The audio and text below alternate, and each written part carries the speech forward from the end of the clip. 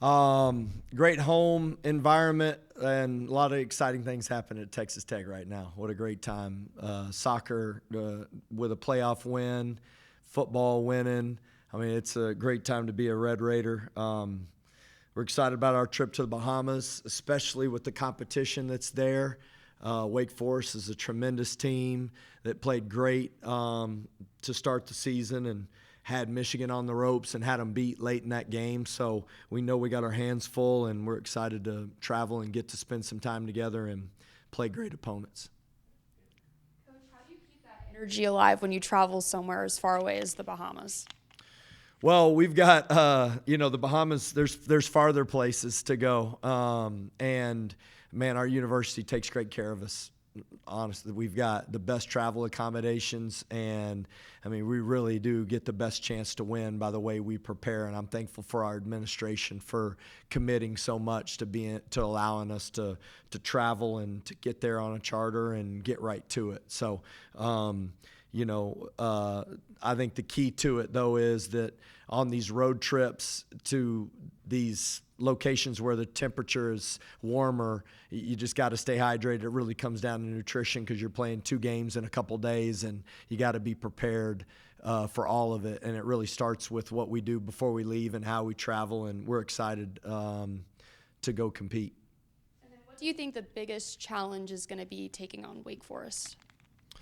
Well, I'll tell you, Wake Forest is super aggressive. They're a great defensive team. They put pressure on the rim in transition. They got a lot of active ball handlers that can score. I love their team, man. I love their physicality. I love the way they compete. Coach Forbes is a fantastic coach that always has his team playing great this time of year. So we're definitely know that we're going to have to handle their pressure and handle their force that they put on the rim in transition. And then guarding is always going to be a big jump for us. How well can we defend without fouling? Coach, I know you said after the Milwaukee game that you felt like in the first half, especially defensively, the energy just wasn't there. You said practice was going to be important today leading up. How do you feel about that now heading into this week where you have a couple games? Yeah, well, throughout the season, we've had practices where we've had 12 of the 14, but we've never had 13 of at least 14. I mean, we got down to 9 for about 3 weeks. And so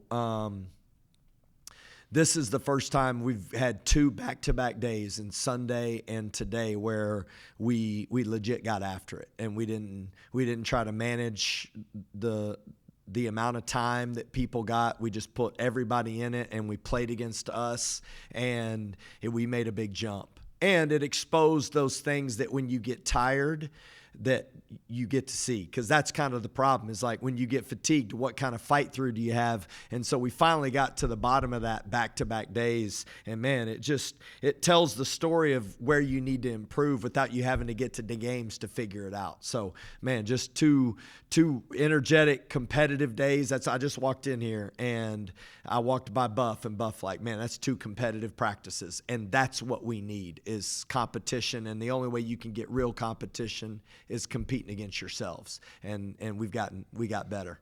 And from watching Wake Forest, I'm sure you know that that's going to help challenge you in that department that you're talking about there. A lot of 4-out and 5-out sets where they initiate ball screens early. What do you see from that offense that's been really proficient? They scored over 100 points in their last game.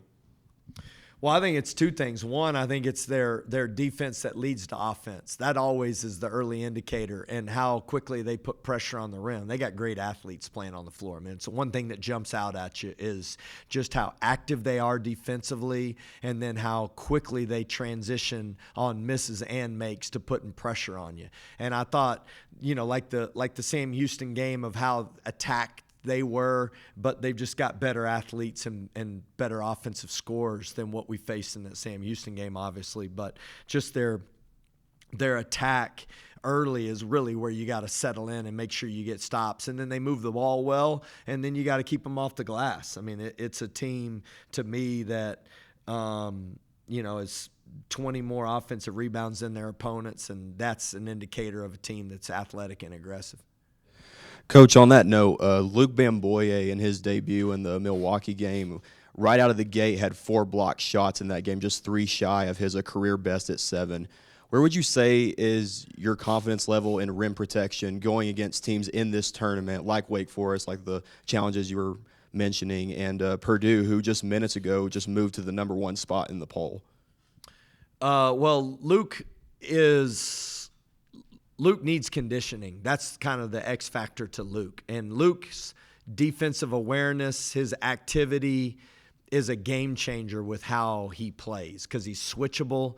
But I don't know if anybody recognized it, but he went 2 trips and went to his knees pretty quick. So, I mean, that just is, that's going to be something that we're going to need to get him in practices more. And he tried. I mean, in preparation for this, to give him credit, he was doing a bunch of running. I mean, we had him on, those zero gravity treadmills. We had him on the bike. We had him on just about everything to try to get him where he would have. But there's nothing that compares to putting your body on somebody in the physicality of the game that empties your tank. So, and I said this because of practice, but to me, he's probably the main guy that needs the most practice, just because you need to feel the bodies and then be able to fight through. He actually had the same kind of situation this summer when we started with him. He looked like he was fatigued early, but then he has a really good push once he gets over that first bump. And it's like most people, you get your wind after that first push where you bottom out, and he looked better as the game went on.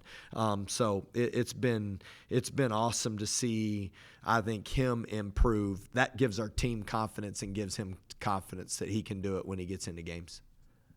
When we talked after the game Friday, basically everything just came down to you just needed practice. So were there specific areas that you guys were focused on these last couple of days? Yeah. The biggest area of concentration was, one, how do we get a continuity with the lineups that we feel like will get the most as a defensive awareness? Like, the competitiveness of adding Luke is a great add, but then you're moving JT more to a small forward position. So then he's more on the perimeter, and then now you got to improve him on something that he wasn't spending the time doing. He's great at it, but just his attention has to be different. You're no longer standing around the rim where you don't move as much. Now you're moving on every possession in space. So to me, it's more about the continuity of understanding rotations and how Luke changes us defensively, and then how we get better at the point of attack. People have had great nights scoring against us. That's the truth. I mean, our percentages haven't been horrible. Like, we held Illinois to a lower percentage from 3 in the second half. Milwaukee didn't make a 3 in the second half. So actually guarding the three-point line and giving up assisted buckets, we're one of the best teams at keeping people from getting assisted buckets. But where we've given ups is one-on-one plays in the middle of the floor. So to me, it's like when we get the switch, and we've switched some, is how do we switch back, and how do guys aware of that, and then when we're not just in those situations where it's one-on-one, how do you know who you're helping off of and what the rotations need to be? And we just needed time with that group. That's been the specific area that I felt like we needed to make improvements. And you said specifically JT and Luke will be playing together probably quite a bit this year.